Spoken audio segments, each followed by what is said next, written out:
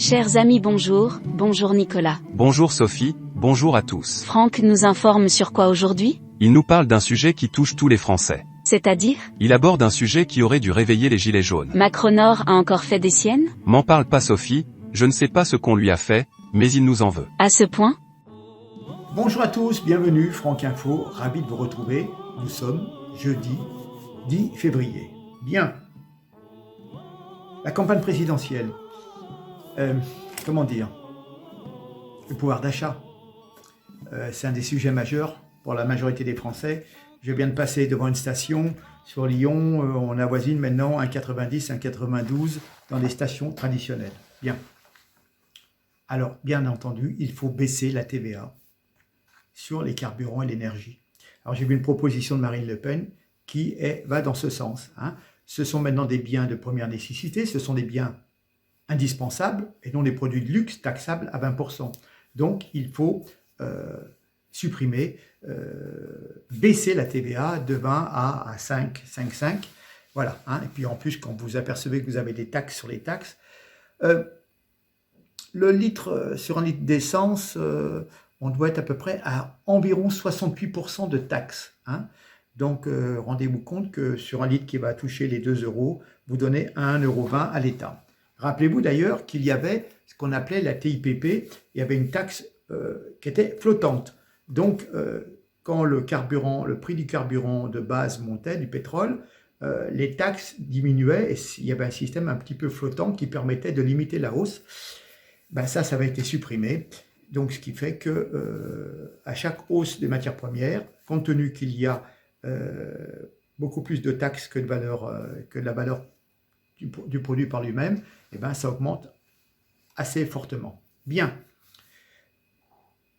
On va revenir sur l'EDF, parce que c'est quand même très très important, toujours sur le pouvoir d'achat, quand je pense qu'il y a des gens qui ont de gros problèmes et qui sont obligés de couper le chauffage car les hausses des produits, des factures, des produits, du gaz, de l'électricité, différents liquides pétroliers pour les petits poêles à liquide, là, voilà, tout ça augmente fortement et les gens sont obligés de se restreindre dans leur chauffage. Et puis plus tous les autres gens qui sont obligés de faire des déplacements importants pour aller travailler. Alors, on va refaire un tout petit saut dans le passé, Areva, Alstom, EDF. Et nous avons un système, notre administration, qui a tout fait pour dézinguer nos atouts. On a ruiné Areva, on a démantelé Alstom, et puis maintenant, on va détruire EDF. Voilà. Je rappellerai que Areva a été amené à la faillite par Madame Laubergeon, quelqu'un issu du corps des mines, une grande tête, ancienne Sherpa de Mitterrand. Ils ont quand même racheté pour 1,8 milliard d'euros une mine d'uranium au Niger dans laquelle il n'y avait pas la moindre trace d'uranium. Et celui qui a présenté cet investissement de qualité à Madame Laubergeon n'était que son mari, Monsieur Frick, il a bien trouvé son nom, et qui était un négociant en minerai.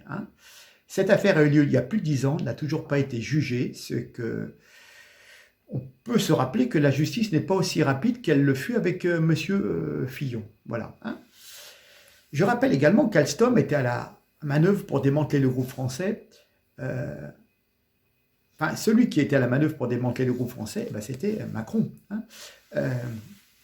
Il a transféré à General Electric toute la technologie française des turbines nucléaires qui équipent non seulement nos centrales, mais aussi nos sous-marins nucléaires et le Charles de Gaulle. Voilà, c'était le jeu de Macron, inspecteur des finances, secrétaire général adjoint de l'Élysée, puis ministre en charge du dossier.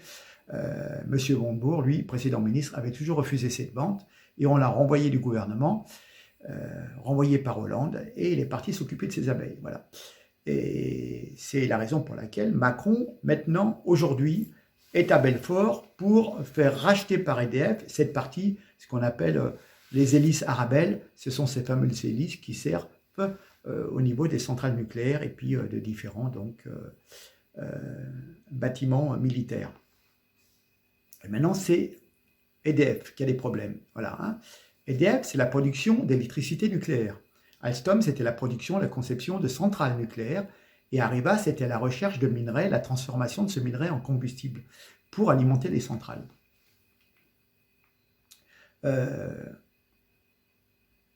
Rappelez-vous qu'en 2000, la France était sans doute le pays au monde qui contrôlait l'ensemble de la filière nucléaire, de la recherche de l'uranium à la construction des centrales et la distribution de courant.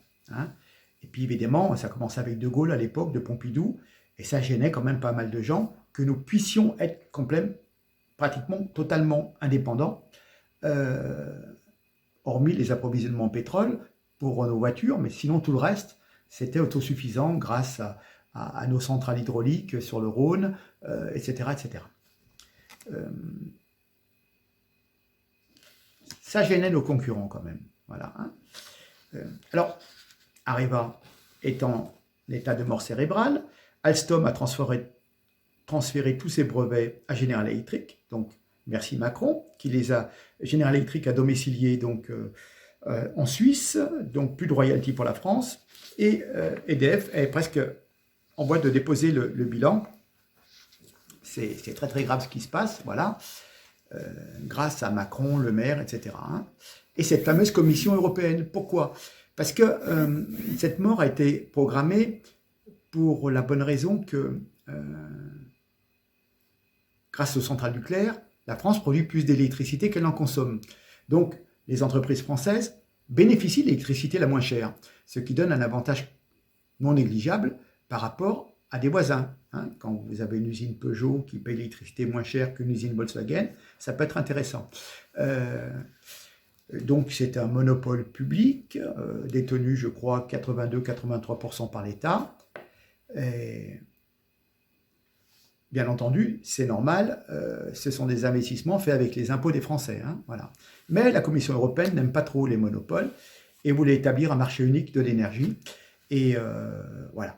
Et donc, il y a une loi qui est passée, qui s'appelle la loi Nome, et qui force la France à passer, à vendre chaque année, EDF, un quart de sa production nucléaire à un prix coûtant à des intermédiaires qui ne produisent rien et qui ensuite vont vous vendre l'électricité sans rien faire, simplement par le jeu des facturations. Voilà. Hein.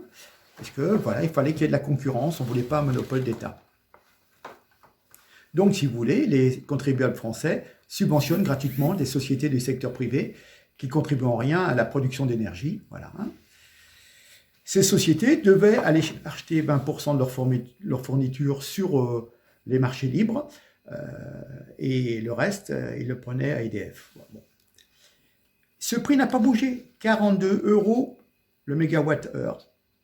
Et actuellement, les prix sont entre 200 et 400 € le mégawatt-heure sur les marchés libres. Voilà. Hein. Donc ce projet a été entériné sous Sarkozy. Donc vous voyez, presque pire qu'Hollande, hein, subventionner la production industrielle en Allemagne, en Hollande, en Belgique, grâce au courant que la France leur vend à bas prix. Voilà.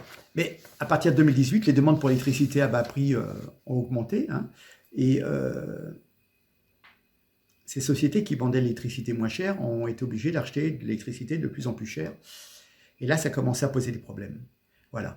Et on s'est aperçu que ces nouvelles sociétés, Direct Énergie, il y avait Leclerc, je crois qu'il y avait une quinzaine d'entreprises, ont commencé à avoir des problèmes parce que la partie qu'ils achetaient très très cher était plus chère que le prix auquel ils vendaient le courant à particuliers. Voilà. Donc, pour aider ces entreprises, Macron a décidé d'augmenter la part que EDF va vendre à prix coûtant. Donc maintenant, on va passer pratiquement à 50%, ce qui fait que, ça va encore faire perdre 8 milliards à EDF. Voilà. Et ainsi, donc, notre compagnie nationale a de gros problèmes. Il y aurait 42 milliards de déficit. Voilà. Donc on va être obligé de faire appel au marché de la bourse pour recapitaliser et trouver des gens qui sont prêts à investir de l'argent là-dedans. Voilà. C'est tout le système alors que nous étions autonomes, nous avions de l'électricité la moins chère du continent européen, ce qui avantageait nos entreprises, hein, eh ben non, tout a été fait pour saboter le système grâce à tous ces gens qui sont succédés à des hauts niveaux. Voilà, hein. Donc il faut reprendre le contrôle d'EDF pour réindustrialiser la France, parce que si vous êtes meilleur marché en matière d'énergie, de courant, rendez compte, si EDF est 2 fois, 3 fois moins cher que le prix payé en Allemagne, ça peut attirer des entreprises de transformation qui ont besoin d'énergie importante, et on pourra faire en sorte que des usines se montent en France. Voilà. Mais ce que je tiens à vous rappeler, c'est que on nous a dépouillés. On nous a dépouillés de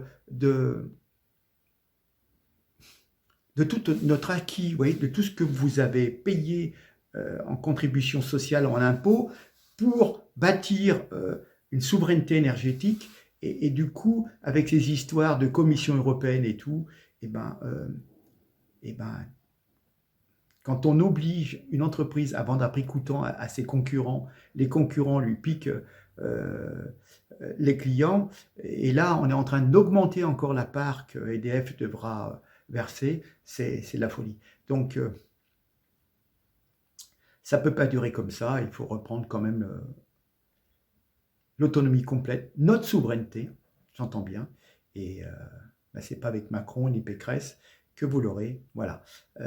Donc regardez bien qui vous propose des programmes politiques où, premièrement, ça aide au niveau du pouvoir d'achat en baissant la TVA sur nos carburants, nos énergies, et puis qui reprennent en main EDF pour que ça soit de nouveau un fleuron au service de tous les Français. Voilà ce que je peux dire sur le sujet. Mais bon, c'est très technique, c'est très... Bon, il y a des cours boursiers et tout, bon, je ne vais pas rentrer dans les détails, mais grosso modo, rappelez-vous, avant, on était souverain, on était les mieux placés en Europe, et au fur et à mesure, avec ces systèmes de la Commission Bruxelles, c'est des bidouillages. Et bon, voilà. Écoutez, voilà ce que je peux vous dire sur la question. J'espère que ça vous aura un petit peu apporté un petit éclaircissement. Malheureusement, ça ne va pas ranger votre portefeuille, mais bon, voilà. En tous les cas, je vous dis à très bientôt. Ok, merci, au revoir. Mesdames, Messieurs, chers amis, même si vous ne croyez plus aux politiques, même si vous savez qu'ils vont tricher, si vous n'utilisez pas votre droit de vote, dites-vous bien qu'ils profiteront de votre abstention.